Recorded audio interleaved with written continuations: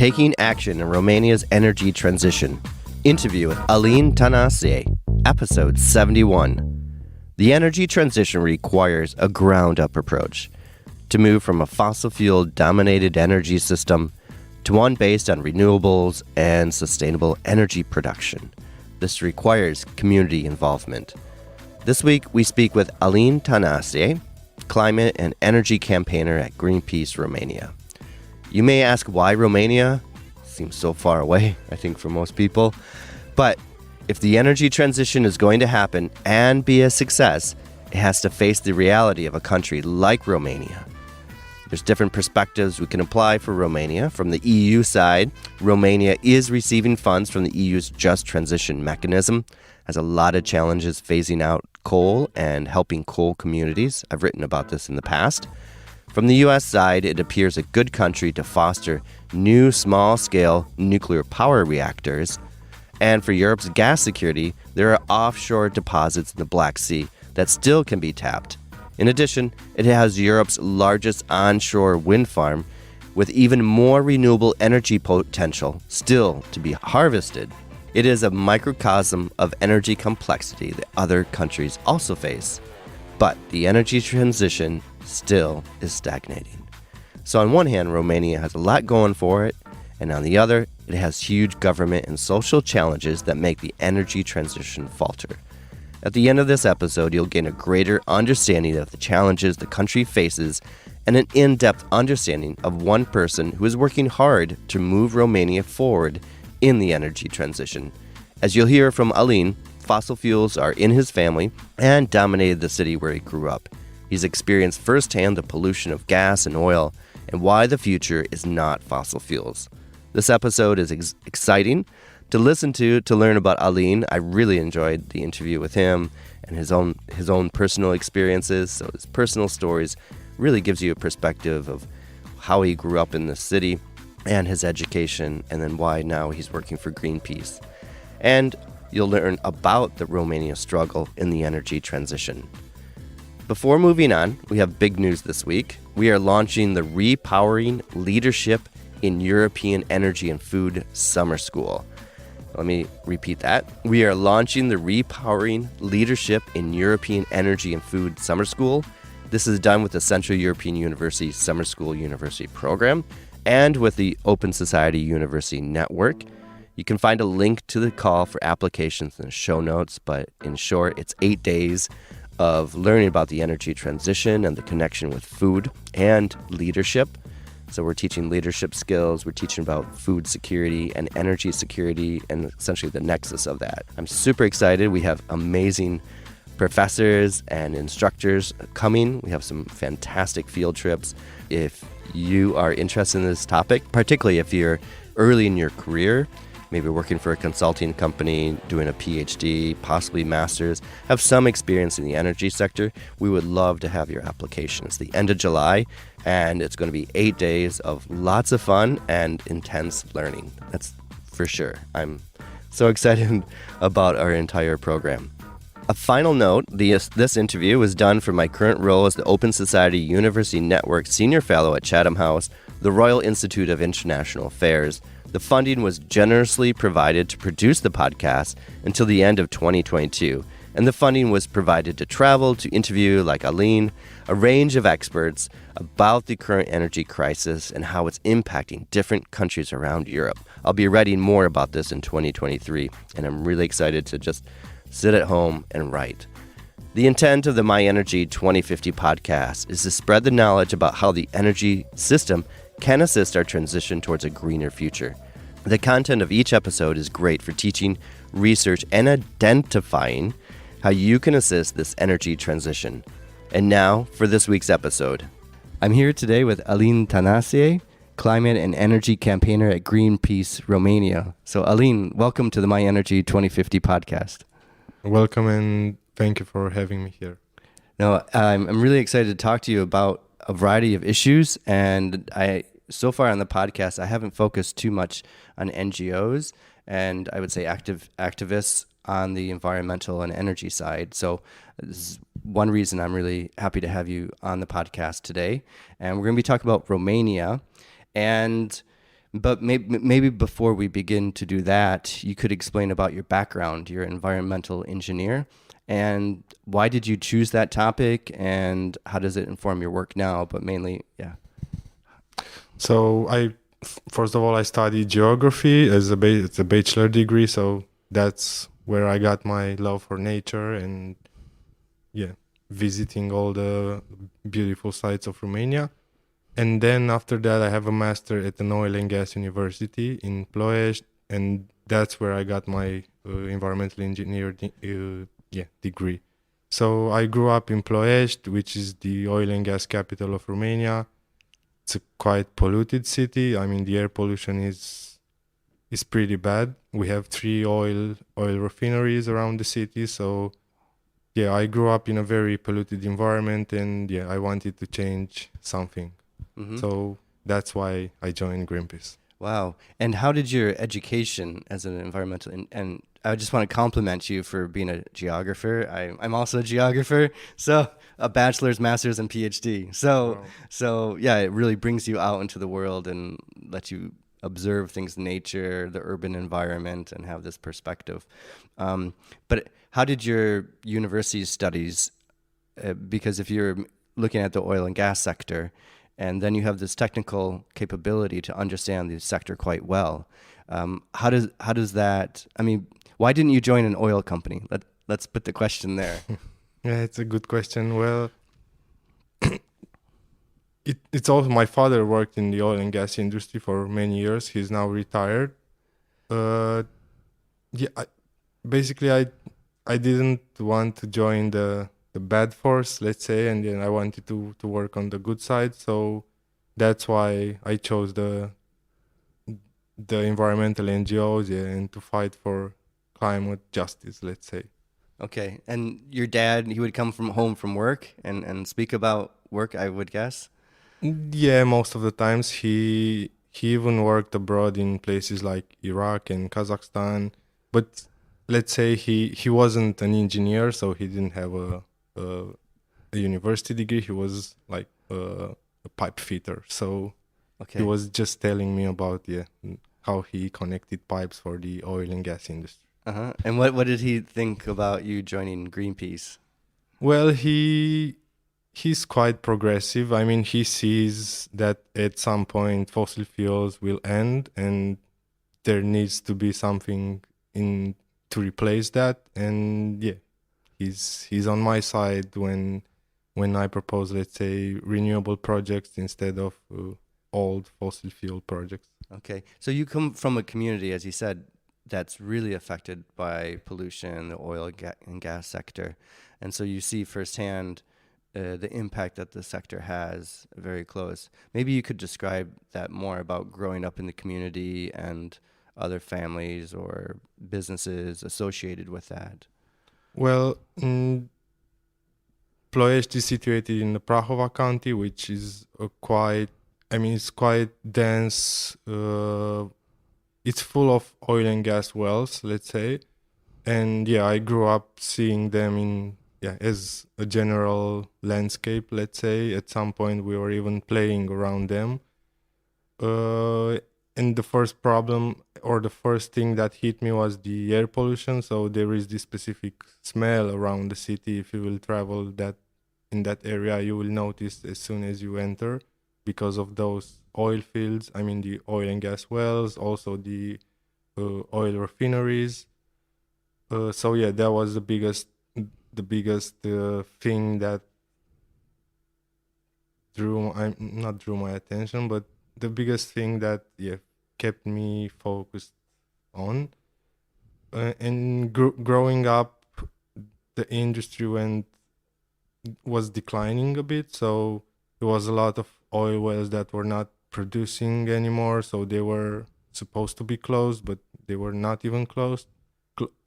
And at some point there were even some huge accidents. Some kids, actually was a kid that died in an oil well because of the of the gases that were coming out from that well. So yeah, there was a big scandal in Romania. There was even a lawsuit against the company, and in the end the company was found guilty for Okay. that murder. Uh-huh, uh-huh. And what would you say about maybe more recent times in that? Well, because now it's been privatized, it's what owned by OMV in general. Yeah. Uh, has there been a lot of improvement in the sector? Does that dissuade you from that the future is oil and gas, or how does that affect? There are some improvements. I can talk about an improvement that we contributed to like 2 years ago. We had a camera that was supposed to see methane leaks, and we visited some of the wells, some of the oil and gas wells around the city, and in particular there are because we have a history in exploiting and extracting oil and gas in that region. There were some oil and gas wells that were situated in a city, so very close to uh, some block of flats, some kindergartens, and we detected some methane leaks on that spot. We published it, we presented it to the media, and the company reacted to it. And visiting the site after a year, we noticed that that well was closed, so there were no methane leakages anymore. And I could say that's like a small contribution, but I can see my work taking effect. Mm-hmm. So you're able to really, I don't know how much your education played into that, but you're able to use your education through, yeah, I don't even call it activist action because it's kind of a simple thing to do. Yeah, an investigation, let's say. Okay, investigation to go out and see what's actually happening on the ground, just because you're concerned with it, right? You want to go out and see what is the impact and document the impact, and you're able to do that by using your education and I would say your focus and your motivation how do you frame it? Is it to protect the environment? Is it to benefit society? How do you frame what you're doing? I think it could be both of them. So first of all, I'm thinking about the society. So I guess nobody wants to live in a polluted environment, and that affects the society. And going back to my geography study, there is also this love of nature, and as we are living in this climate crisis, and there is a connection. I mean, the climate crisis is affecting both nature and the society. So I'm trying to take a part in this fight and fight for the good cause. Okay, good. And maybe I can expand out a bit more, and then we'll get back. This is a way to move into the Romanian context a bit more because you bring out the climate crisis. And how do you see the climate crisis unfolding in Romania, and what is being done to, because it's such a big topic, climate crisis. How do you interpret what is the climate crisis in Romania? Well, when you talk to the average people the average person on the street, they will probably say that our CO2 emissions dropped very high comparing to the communist time. Our highest CO2 footprint was in 1990, and if you look at what's happening now, it's almost 47% down, so it dropped a lot. Mm-hmm. But that didn't happen because of a plan or of some strategic thinking. It happened just because the industry failed. I mean, the industry was not there anymore. It wasn't considered profitable, so it had to be closed. So that's what the general narrative is, that we are still better than the rest of the world, and some other countries need to do more than we do, but still if we're looking to what the Europe has to do until 2030, we have to reach like 55% reduction. That's still, I mean, we still have some emissions to be reduced. And unfortunately, our politicians talk about growing the industry, and we still can emit more more CO2 until the trend will go down. Mm-hmm. And so it's not necessarily about the emissions level itself. Maybe you could describe maybe the benefits, and if this is how you see it, the benefits of doing more rather than just doing it to limit the emissions. Mm, I don't think I get the Okay, question. so what I'm implying is that by taking action to reduce emissions, it's like this quantitative goal that's there. And okay, Romania can do a bit more to meet this quantitative goal because, yeah, I mean, since the fall of communism, and here it was really rough, rough under communism and then rough afterwards as well. That, yeah, the efforts to go into to reduce it to the pledges that are now are not that major, basically. Maybe I can say it that way. But there's side benefits as well in implementing measures to reduce emissions, like more renewables or energy efficiency. So, but how? Why? Yeah. Okay. So maybe I'm implying too much. Is so for you, what are the benefits of actually reducing emissions? Well, yeah. First of all, we're talking about not only a climate crisis but a biodiversity crisis. So reducing emissions is also helping, the nature. Let's say plants and animals. And also like human beings, because there are some places on this planet where temperatures are getting too high to live in that area, and also that would benefit those communities. uh yeah, I guess that's like my general view on this. Okay. And you bring up biodiversity. And in Romania, there's a lot of countries, there's a lot of biodiversity. But here you have the sea, you have amazing mountains. And you have old growth forests that in the past were protected. And I know there's a lot of effort to stop illegal logging, for example, in Romania.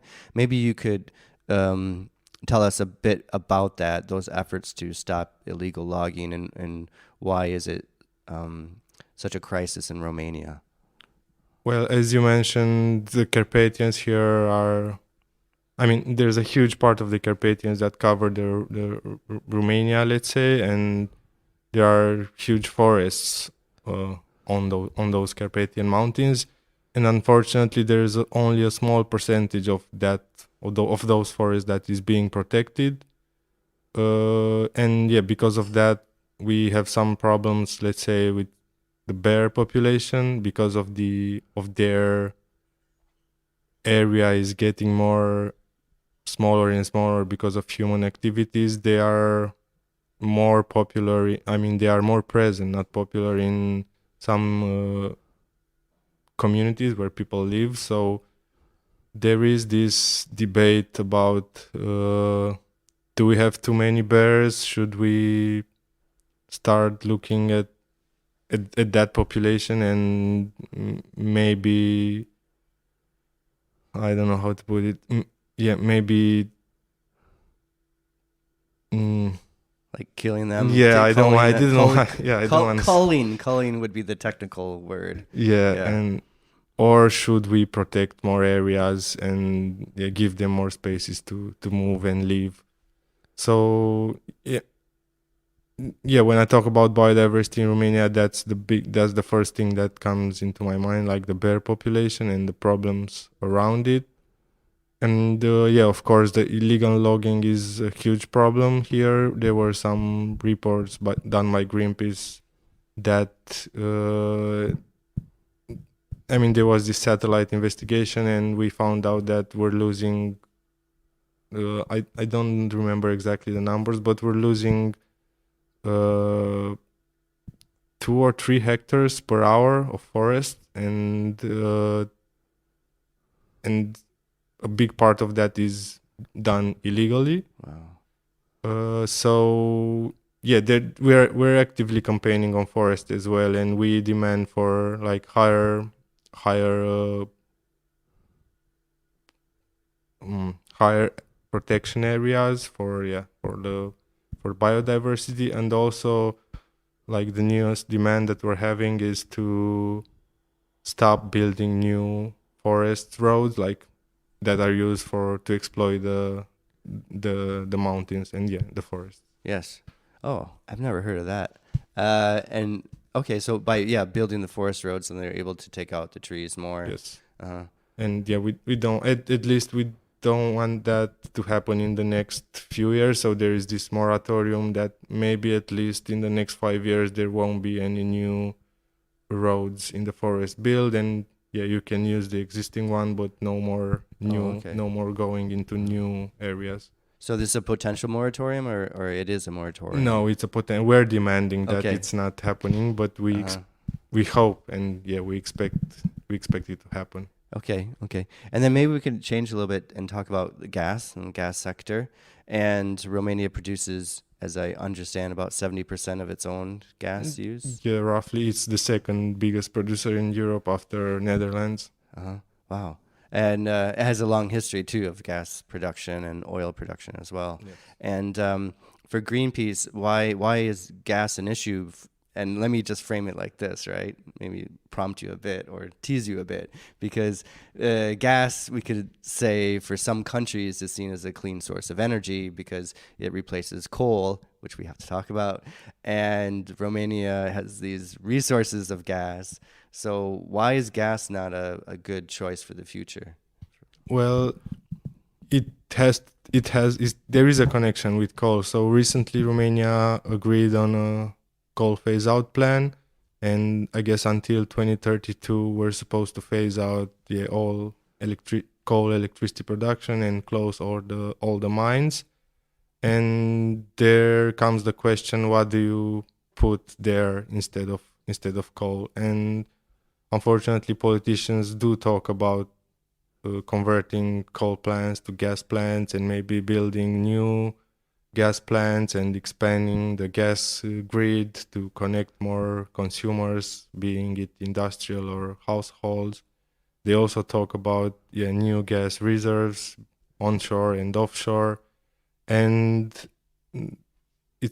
for us, it's obviously that gas is a fossil fuel, and first of all, at some point it will be at some point the resources won't be there anymore. Secondly, it's quite expensive, and as we've seen with the war in Ukraine, the prices went high this year, and nobody expected that, and they are supposed to stay high in the next couple of years. So there is also this economical aspect of it. And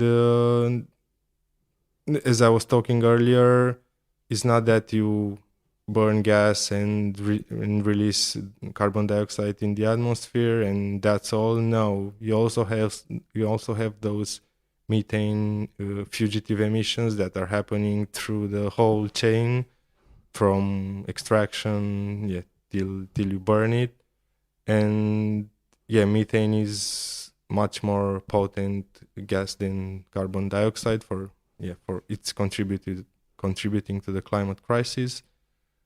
And unfortunately, as we have very old infrastructure, since we began extracting gas, I guess it's 100 years ago or so, and the infrastructure is quite old, and it's very common that you see methane leaks all around it, being at the well or at the transport pipeline or at the gas storage.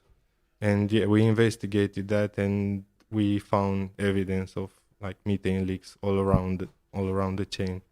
So going back to coal, we are phasing out coal, and the question comes, what do you put there? And our politician mentioned gas, but then again, at some point we will have to get rid of all fossil fuels. Mm-hmm. And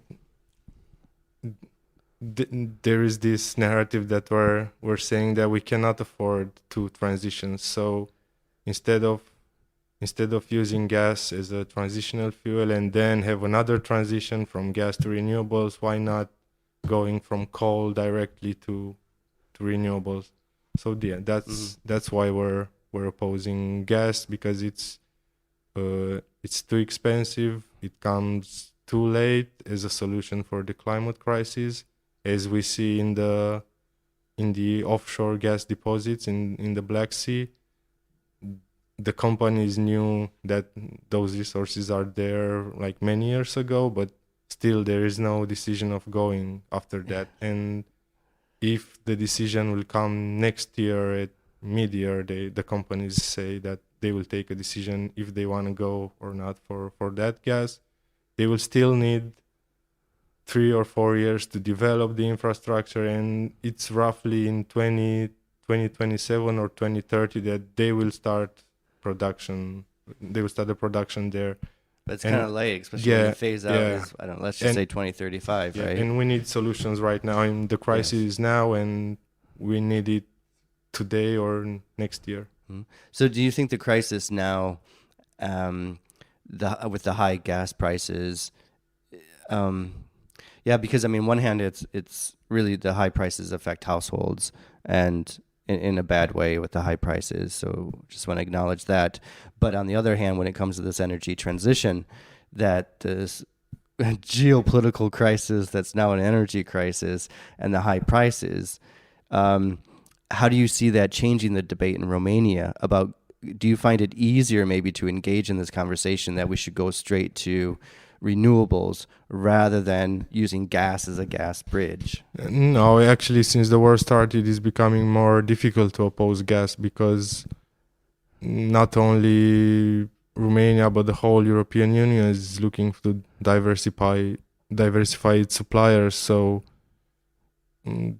I would say that a lot of stakeholders are looking at Romania and looking at the gas reserves in the Black Sea, and maybe consider it like good for the energy security of the region. And yeah, it's quite hard as an activist to oppose that narrative. Alin, I just want to say this is exactly why I'm here in Bucharest and meeting with you is to find out about that, because I haven't read that anywhere. I haven't heard that from anyone, but of course it makes complete sense that the high price of gas would actually drive extraction of more gas from Romania that has these reserves and untapped reserves in the Black Sea, because they can make so much money off of it then, and it can just be fed into the current pipeline. Yeah, I mean, the thing is that the reserves there are not that big.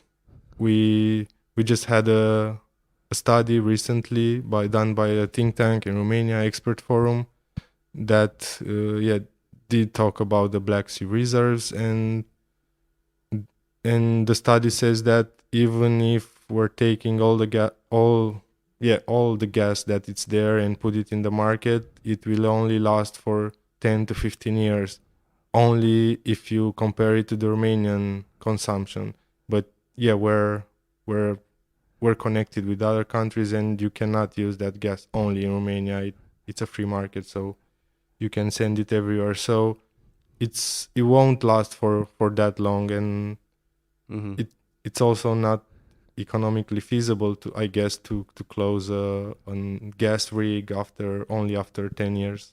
Yeah, right. So then maybe actually for the companies that would invest in offshore, which is expensive anyways, it's actually not worth it if there's only, say, a decade or more, however you want to extract it. That's why I guess they are taking a lot of time for this decision. It was supposed to be taken at the end of this year, but they just postponed it to the middle of next year. And also there were some legislation that was changed. The offshore law was discussed in this summer in Romania, and it was mainly about the economics of it. So the companies are not very happy that most of the gas should go to Romania. And yeah, there are some taxes that are being applied, and I guess that's why they are not taking a decision until now.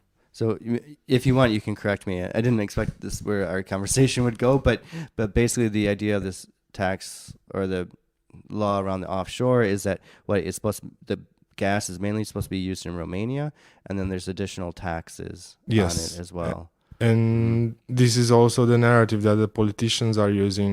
I mean, we have this gas there, and it's supposed to come to the Romanian market, and the prices should go low. And yeah, it's quite But hard yeah, to oppose as investors, they're like, yeah, of course they are not happy. I mean, it's a free market, and you should sell. You should be able to sell it where you have the biggest price, right? And yes. because- So actually, the how do we say this? I'm trying to be polite and diplomatic. So the missteps, and I would say from the investor point of view, the missteps of the Romanian government, and not just in the field of gas, right, but other areas of the energy sector, that makes it, as investors, because just yesterday I found out that this week Enel is withdrawing from Romania, the distribution company, and one of the polite ways as well is just a global reshape of the company, but actually maybe it's due also to the policy environment, regulatory environment in Romania. So maybe the actions of the government actually dissuade investment into fossil fuels. Could is that an interpretation? This used to be in the past until the recent legislation change of the offshore law. I mean, the laws were even harsher for investors. I mean, 2 or 3 years ago.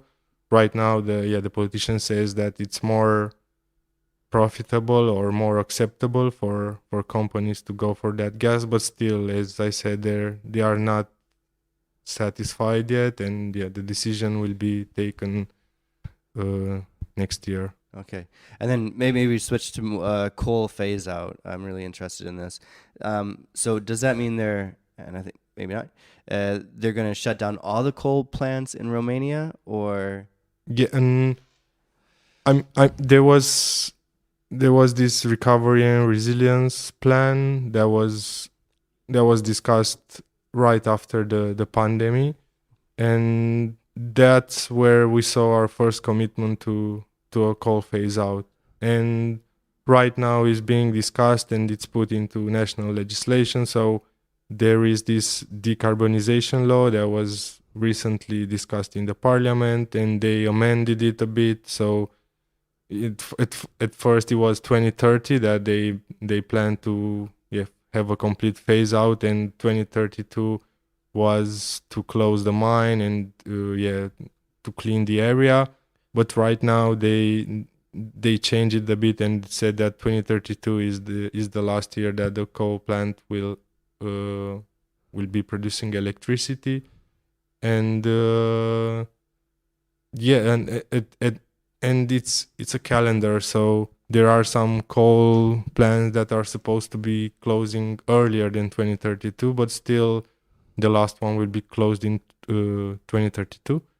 And what they did change recently in this decarbonization law was that actually they are not closing, they are staying in reserve. So if the transport and system operator, it's called Transelectrica in Romania, if they are calling for a coal unit to be started and producing energy, it will happen. So we're not very happy with that, because we know that the coal companies are receiving money for staying in that reserve. So first of all, they receive money for staying in standby and being ready. And secondly, they receive money when they start the unit and produce energy. So I think it's quite profitable for them.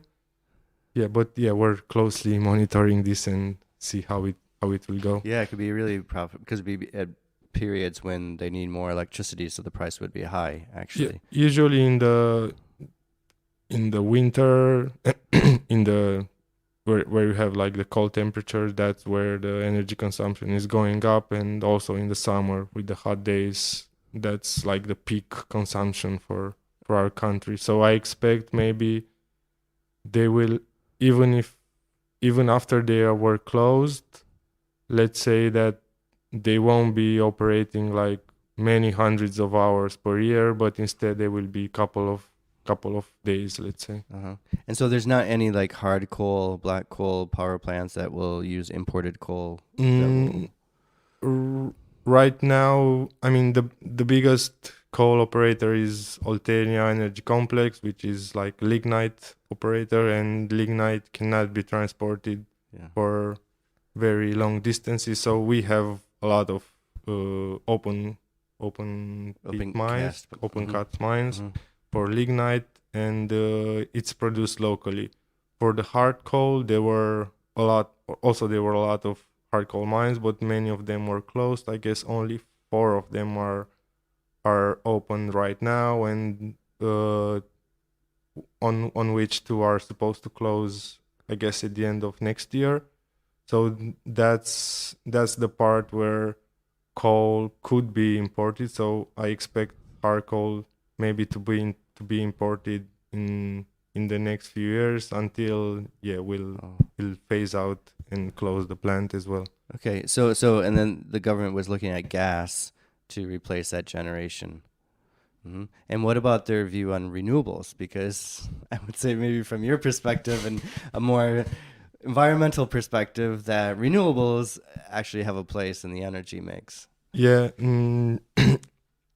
unfortunately, since 2015, there weren't any big investments done in Romania. So we have pretty much the same renewable capacity as we had 5 or 6 years ago. And that's because there was this support scheme at that point that was very profitable. I think it was one of the most profitable in Europe. So we had a lot of investors coming to Romania and investing in big wind farms and big solar parks. Actually, the biggest wind farm it's in Romania. It's close to the Black Sea. It's called Cochalag Fântânele. And since 2015, when the support scheme was ended, there weren't any investors that came to have like big projects. But if you look right now, renewable energies can handle the market, let's say, without support scheme. So investors are keen to come to Romania and go for big projects. It's just that there are some legislative barriers that are in their way, and that's why we don't see the development of it. Are those purposeful barriers? Well, some of them, yes, could be, but some of them are, let's say, legit. I mean, we still have this law where you can't install like big renewable projects on agricultural land bigger than, I don't know exactly the area, but it's bigger than X square meters. We consider that it's good, let's say, and we see that renewables should be produced decentralized, and that's why we're now campaigning for prosumers, like small producers and consumers of energy. We're also pushing for the energy community concept, where people can associate and produce and sell their electricity. So big projects are helping, of course, but we see the future is like distributed, and everybody should have solar panels on their houses, let's say. So these energy communities, maybe you could describe how those are, or the structure of those, or the unique, because they're different in many different locations and everything, and how are energy communities seen or structured in Romania? It's a very new concept. We're trying to popularize it, and the thing we noticed that, I mean, there is this renewable energy directive 2 coming from the European Commission that was not transposed into national legislation. We are just analyzing how they are planning to transpose it, and to make sure that energy communities' rights are there and will be kept as it was designed in the first instance. So I think there is only one Europe. There's only one. Actually, it's an energy cooperative in Romania, but it's not a Romanian one. It's a European one, but it's situated in Romania. So yeah, we're trying to Wait, what does that mean? It's a European one, but it's situated in Romania. Because I mean the legislation right now, I don't think it allows you to create a cooperative in Romania, but still, yeah, you can. I don't know exactly how to put it. It's not exactly my topic, but my colleague can really help. It's is registered as a European one, but it's operated in Romania. Okay, so they accept it. The Romanian authorities allow it to. Yeah, but an energy cooperative doesn't necessarily mean that every member has solar panels on their houses. I mean, an energy cooperative can even sell energy, buying it from, I don't know, whatever place they find, and it's just that the profits go to the members of the cooperative instead of like big corporations. Okay. And Greenpeace as an overall, so you talked about communities and distributive energy systems. So this is, I mean, how do you expand on this? Because what does this mean? Or what is the preference is, so actually, let me reframe that a bit more. Because why does a solution for the energy system and a much more sustainable one that's low carbon come from the community rather than through large scale projects? Well, as I said earlier, also like big projects do help like in the transition, and they have a role there as well. But we believe that energy should be produced and consumed very close to and should be consumed very close to the place where it was produced. And promoting this, we realized that the Romanian grid is not really designed for that, and it could be the problem of many Eastern European countries where it was this big centralized system where we had like big producers in some part of the country, and unfortunately the consumers were in the other part of the country, and you had to build these big transmission lines. But that didn't cover the whole country. So right now there is this narrative that the politicians are pushing that we cannot afford more renewable energy in the grid, being it produced by big wind farms or solar parks or by prosumers, because of the grid, because the grid cannot take more energy that it's already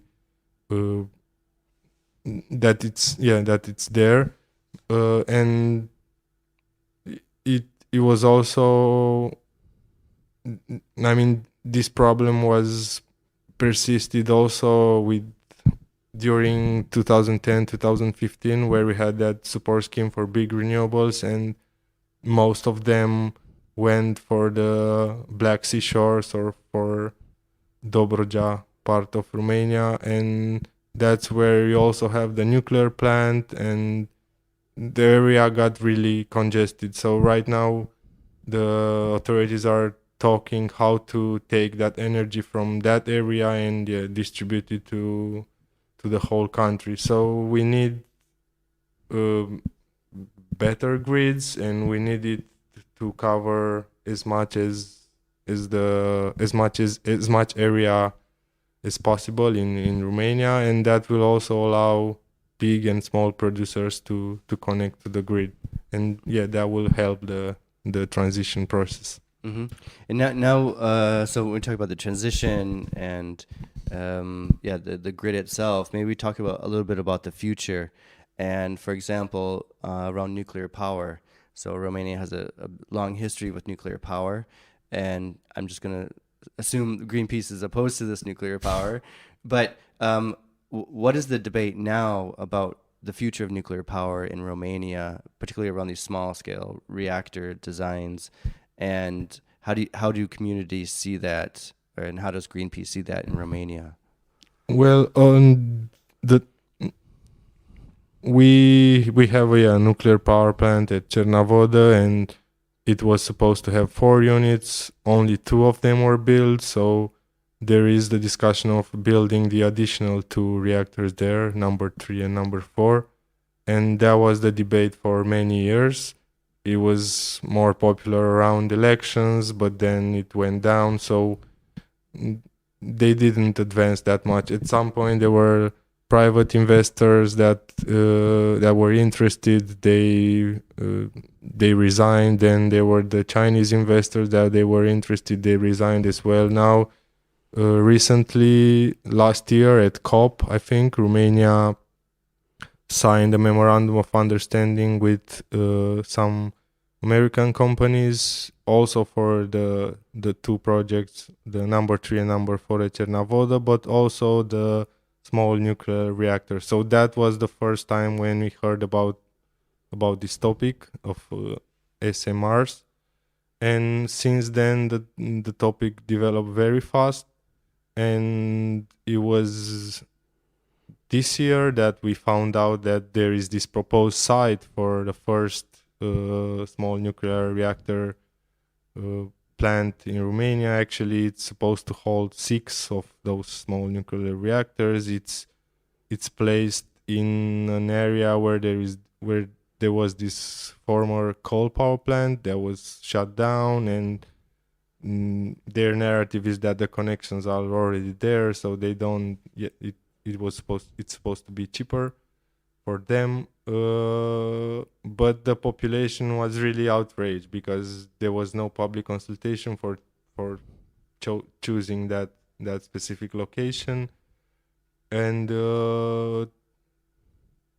we investigated, and apparently we found out that this technology is not very different from the old nuclear power plants. It comes with the same drawbacks. And the main one that we're talking about is the radioactive waste, and there is no place in Romania for a permanent radioactive waste. What they are using at Cernavoda, at the big nuclear power plant, is storing the waste in the site of the nuclear plant. And there was this discussion about building a permanent deposit, but I guess nobody wants such thing in their backyard, so the discussion didn't advance that fast. So as I said, it comes with the same drawbacks as a big nuclear power plant. So it's not only the waste; it's also the fuel. We have some uranium reserves in Romania, but they are at some point they will finish, and this makes me talk about the biggest uranium exporter to EU, which is Russia. And of course, nobody wants to be dependent neither on gas or uranium from Russia, so that's another drawback. I just want to correct you. Hungary actually does. Oh, they want you're right. to be dependent on Russian nuclear technology and Russian gas. I've heard recently that whatever Hungary is doing on energy, everybody should do the exact opposite. So yes, it's completely true. Yeah, completely true. And when it comes to why was the community surprised by this decision? Because they just found out in the media that their city is supposed to host this small nuclear power plant, and there were some politicians from that area that were interested in maybe talking to the population. And recently there was this event that the local politician organized, where we were invited to present our views. We also got some questions from the locals, and we in Greenpeace have an expert, Jan Haverkamp, which is it's a nuclear expert. It happens that he worked in Romania for 5 years during the 1990s for the nuclear power plant. So he has a lot of knowledge on that. So we gathered that questions, and the expert answered some of the questions. Yeah, the questions were about what we already discussed about waste, about what should be the minimum safety distance from the neighborhood, let's say, because it's quite close. It's less than 200 meters from the first block of flats in that area. So it's very, very... Is it in a valley too? It's in a small valley. It's in Doicești, which is close to Târgoviște. That's the biggest city close to the power plant, to the nuclear power plant. And it's 20 kilometers from Târgoviște. It's, as I said, couple of hundreds of meters from the city center of that Doicești, and it's 90 kilometers from Bucharest, so it's not that far away from here.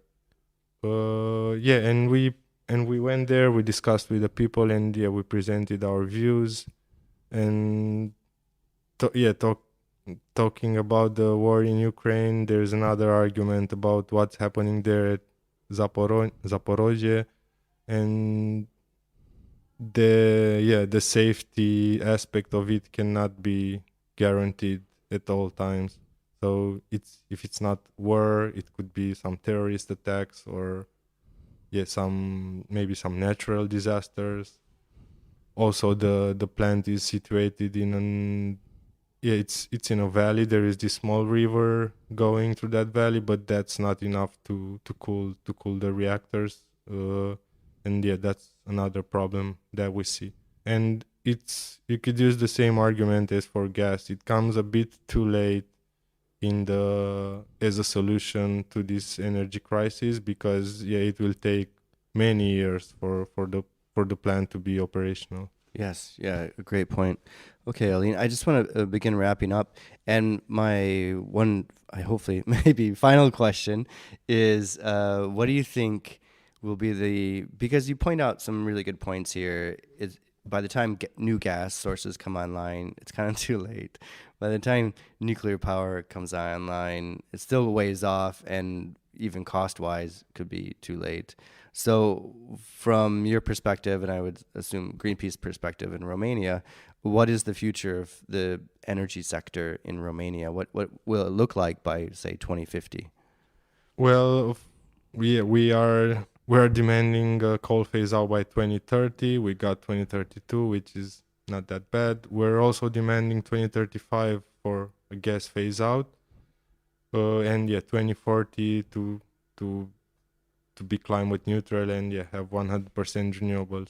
So we are promoting renewable energy, but right now I would think that a bigger aspect could be energy efficiency, because there is a lot of wasted energy throughout Romania. Most of it in the building sectors, like our block of flats and houses, are not very isolated, and the cheapest energy that it's out there is the one that you don't consume. It's a word that we've heard, and so we are demanding authorities to put energy efficiency on the top of their agenda, and expand renewable energy as well. Mm-hmm. Excellent. Okay, Alin, thank you very much for taking the time to talk to me. Thank you too. Thank you for joining us for this episode. We produce the My Energy 2050 podcast to learn about cutting-edge research and the people building our clean energy system. If you enjoyed this episode or any episode, please share it.